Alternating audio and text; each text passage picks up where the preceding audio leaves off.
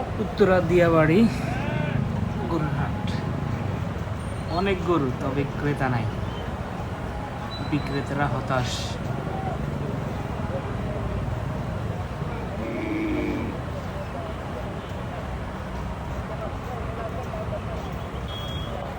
চাইলে আপনারা ঘুরে আসতে পারেন উত্তরা দিয়াবাড়ি হাটে। তেমন একটা ক্রেতা নাই, বিক্রেতারা বলতেছে গরুর দামও কম। যারা আসতেছে তারা এখনো কিনতেছে না, নিতেছে। সর্বপ্রথম এই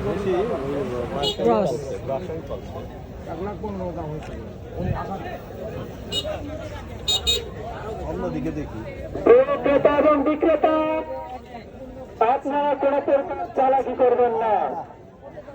বেশি টাকায় ক্রয় করে কাউন্টারে কম টাকা বলে হাসি কাটবেন না।